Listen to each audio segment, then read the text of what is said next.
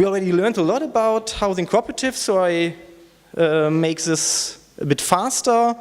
In general, a cooperative is of course an association of people with the purpose of governing a certain set of economic affairs collectively. The good thing when it comes to housing cooperative is that the members are usually both. On the one hand, they are the tenants, and collectively they are also the owners of the real estate. And that's a simple reason why cooperatives have no incentive to extract profits from themselves. Because if you want to increase the profit rate, you're also the renter, so that doesn't make much sense. So that's a very simple reason why they manage their housing stock in a non-profit manner, according to the people's needs. Or you could reframe it in more Marxist terms to say that they transform the exchange value of housing into the use value of home. Due to this long tradition of housing cooperatives in Germany, there are about 2,000 smaller and larger cooperatives, and they control nowadays more than 2 million apartments nationwide. Yeah? And this makes a share of 5% of the total housing stock. That doesn't sound much maybe, but especially in the tight housing market, in the metropolitan region, this share can be much higher.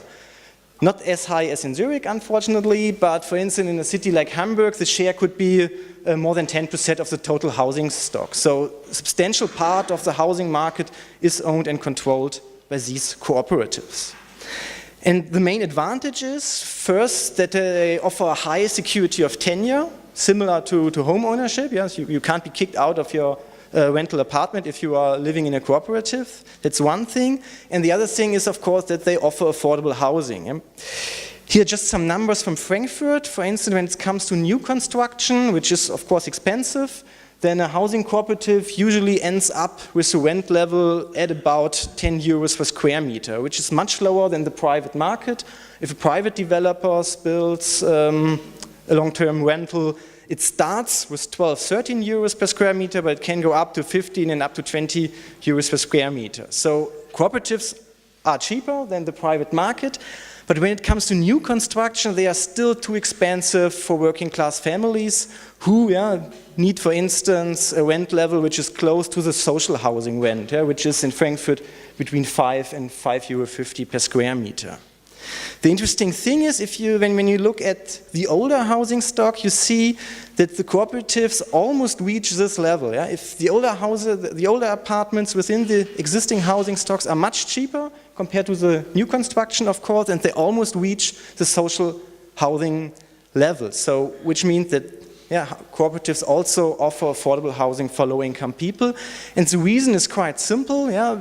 Housing cooperatives, they pay rent to themselves, and they use this income to pay back the bank loans, for instance, and therefore the capital costs decrease over time, and this results also in decreasing rent levels, at least in real terms. And we discussed it already, that's a simple reason why they are cheaper, especially in the long run. But of course, they also have their problems or disadvantages. One disadvantage is often that the membership of a cooperative is based on shares. So if you want to move in, you have to buy a share, which they are not so high for middle-class households, maybe 5,000 euros, maybe 10,000 euros, but enough that low-income people often are not able to become a member of a cooperative. So the unemployed people, the low-income working class, and also refugees, for instance, they usually don't have the chance to become a member of a cooperative. And that's the reason why cooperatives maybe tend, at least, to be more a solution for the middle class or for the respected sections of the working class. That's one problem. And the other one is that there is no institutional protection anymore against privatization and speculation. Until 1990, there was a specific law called Wohngemeinnützigkeit, and this law regulated the non-profit housing sector. This law defined what does it mean to be non-profit, it defined the benefits, but also the obligations of non-profit housing associations. And this law was abolished by the conservative Kohl government in 1990 as part of the, I would say, neoliberal transformation of the welfare state. And since then, it depends only on the members' interests of a cooperative, whether they want to stick to the traditional non-profit values or whether they want to cash in and sell the building.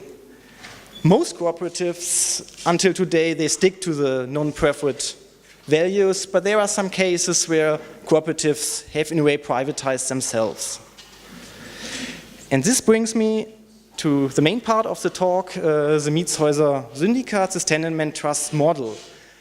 Because this model was established in a way as a reaction to these two problems. Yeah? The idea was to think about a new kind of collective ownership model, which includes the benefits of the old cooperative housing sector, but which avoids these two problems or disadvantages. So what's a syndicate?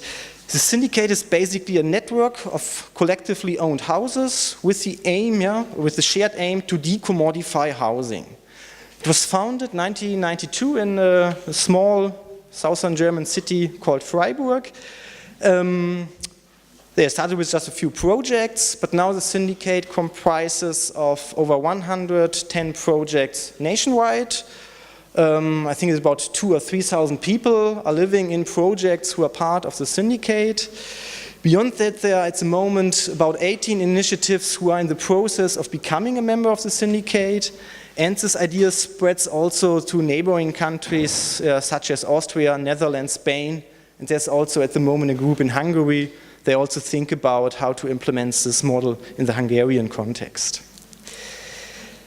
Yes, like I said, it was a reaction to establish this kind of model to the disillusioning experience of once non-profit projects that over time have been sold out by their members. Like I said, there were some cases. And in contrast to these experiences, the overall or the main ideas are to provide an organizational structure that ensures three things. First, that the house projects are affordable for low-income households from the beginning. Yeah, so the idea is to find a model which is not based on the subscription of shares.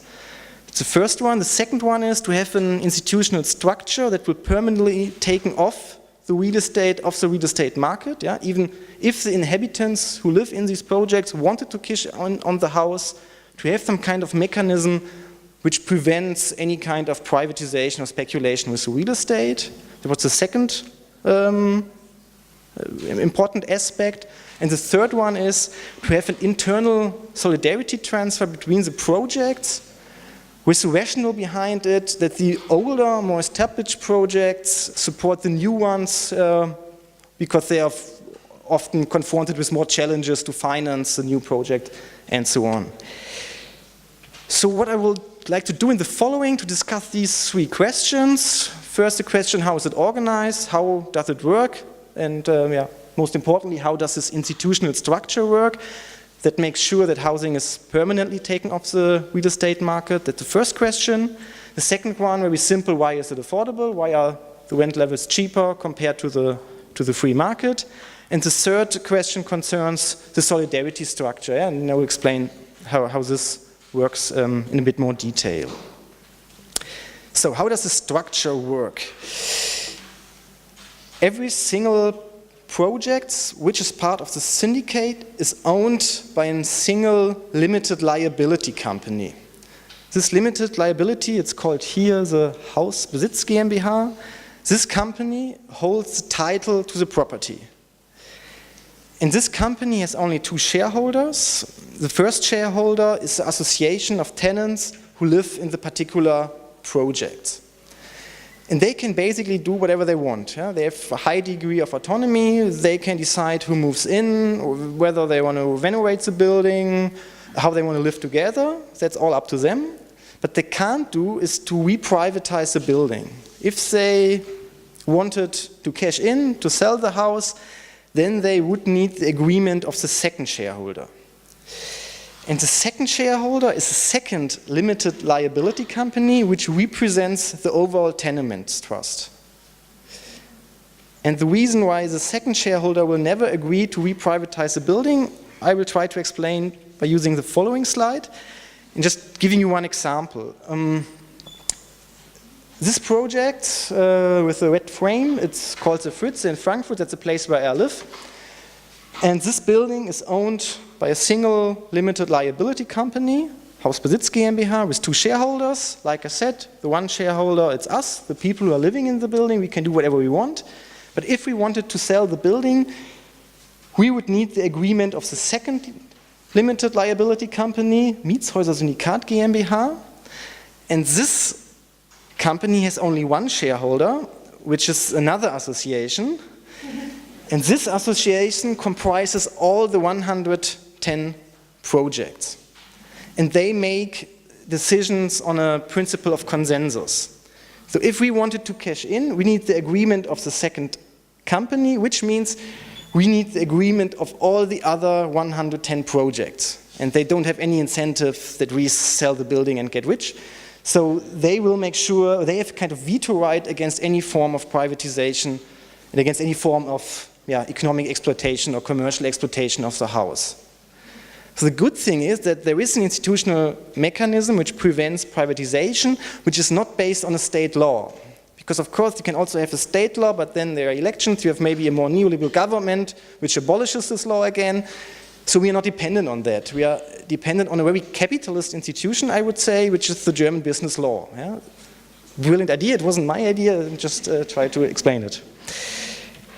So why is it cheaper, why is it more affordable to live in these kind of projects? The first reason is very simple, and it's similar to the situation in housing cooperatives.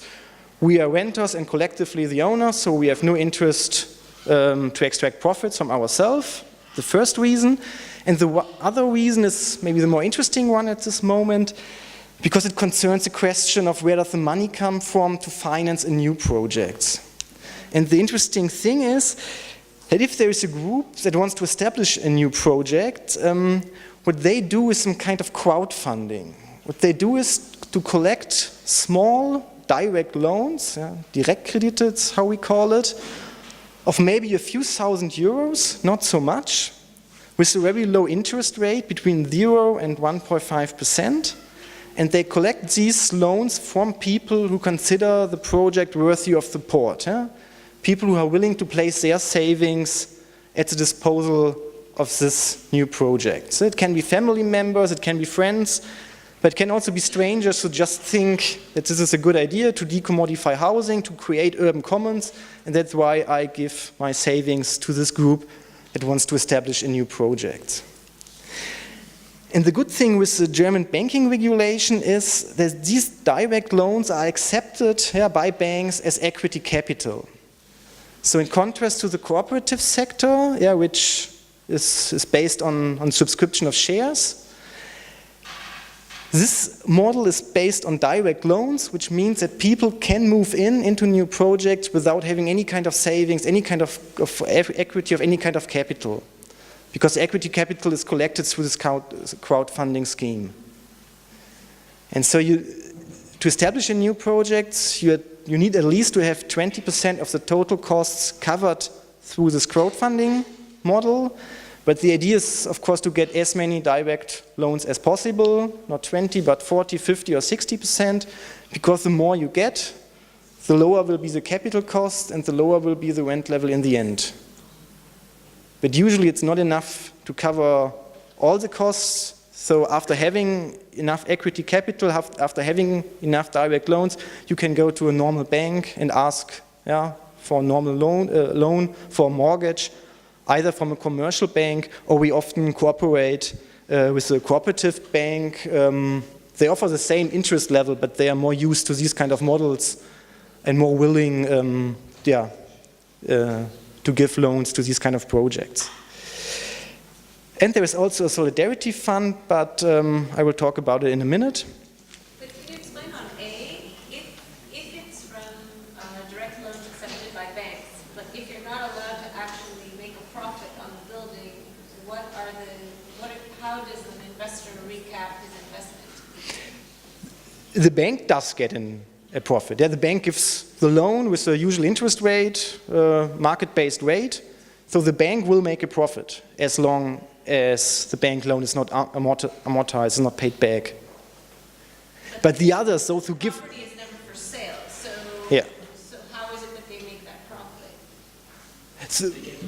They get the loan back. Okay. They get the loan back, and we pay rent to ourselves, and this money is used to pay back the loans and also to pay the interest rate. The interest rate for the private investors is a bit lower than the interest rate that you pay from the bank. Yeah, and most of them wouldn't consider themselves as private investors, but more some kind of It's a solidarity gesture, usually. Usually not, because the interest rate is much lower compared to savings which you would give to a bank. At the moment it's the other way around. Due to the financial crisis and the low interest rates, at the moment we are even paying higher interest rates than what you get if you put your money on a normal bank account. But so at the moment it's even profitable to give us a direct loan instead of giving your money to a bank.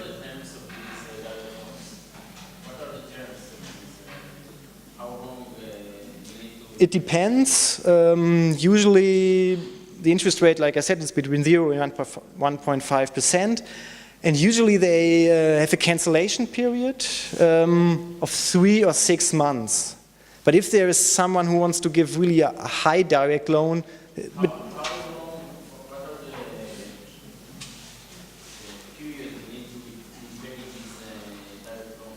never, that's a good thing. So it's not paid back. Just in case this person who gave the direct loan in the first place wants to have his money back, then you look either for another one who wants to give you a direct loan, or you go to a bank and ask for a normal mortgage. Because after some time, the bank mortgages, the bank loans have been reduced already, so the capital costs are lower. And then if someone wants to have his direct loan back, it's not a problem economically. So, again, some numbers. As you can see, if you establish such kind of projects, for instance, in the city of Frankfurt, you reach a similar, rent level compared to the housing cooperative sector, but with the advantage that the people who move in don't have to buy a share. Third question, how does the solidarity structure work?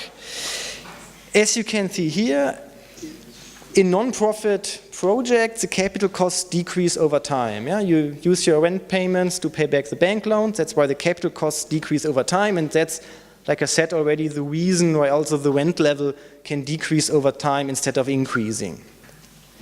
The idea of the syndicate model is that this surplus is not only used to reduce the rent level in the particular project, but the idea is that parts of this surplus goes to a solidarity fund, which is again used to support new projects. So the idea is to avoid a situation where one project, for instance, pays 5 euros per square meter and the other one 10. So the idea is to have some kind of internal mechanism of redistribution. And this works because the capital costs will decrease over time. At the moment, most projects are younger than 10 years, so the surplus is still quite low, but especially in the future, the surplus will grow and there are more resources to establish new projects. That's the idea. But of course, also the syndicate has some disadvantages. Of course, it's limited quantity. It's only 110 projects nationwide, so these projects won't solve the housing crisis alone. But I think it's an interesting model to think about. And it's rapidly growing, even though it's still small, especially in recent years. There are many projects who want to become part of the syndicate model. The second problem is, which is quite new, because in tight housing markets nowadays it's very difficult either to buy a building, an existing one, or to get to buy building land. You always have to compete with profit-seeking investors, for instance. Before 2010 it wasn't really a problem because institutional investors were not really interested in investing in residential property, but now this has changed. So especially in cities like Frankfurt or Berlin or Hamburg, you need often the support, for instance, from municipalities who give, for instance, city-owned land not to the highest bidder, but according to to a set of criteria such as affordability, sustainability, and some other criteria. So there are models that cities don't give their land to the highest bid, but instead giving it to non-profit associations according to a set of transparent criteria. So this helps to establish a new project. And the third problem is that although there are no economic barriers to become a member, the rent level is low and you don't have to buy shares, most people still tend to have a middle-class background. Not because of their economic capacities, but especially if you want to establish a new project, you need social and cultural capital. So especially in the beginning, it's more a solution for middle-class households. The interesting thing is, if this changes over time, when the projects are established, and could be also opened for refugees, unemployed people, and so on. Final slide. Could this model be also implemented within the Israeli context? I don't have an answer, but I only have some questions. For instance, I don't really know whether this model would apply to the legal structure of the Israeli business law. I think, therefore, you need to ask an Israeli lawyer. Usually it works, maybe with some adjustments, at least it works in other countries. The other question is, where does the money come from? As far as I know, many Israelis are indebted, so I don't know if this is a situation where people can give small direct loans for such kind of projects. Another problem, of course, how to start from scratch. We are in a very good position that there are already 110 projects, and for instance, if you negotiate with a bank, you can say here it works, there are over 100 projects who work very well, also economically, so they trust you and they give you a loan. I don't know. In Israel it would be different. Of course, you have to start from scratch. And of course, this question of private home ownership. Of course, Israel is a society where many people prefer home ownership. I learned today in the morning that this has become a distant dream, especially for younger people in Israel. So maybe this value will change, but still, if you are living in these kind of cooperatives or collective ownership model, you don't have private home ownership, which you can inherit to your kids. And this could be maybe a reason why this model is maybe not so attractive in the Israeli context. But I don't know whether this is true or whether this will maybe change in the future. So thanks a lot.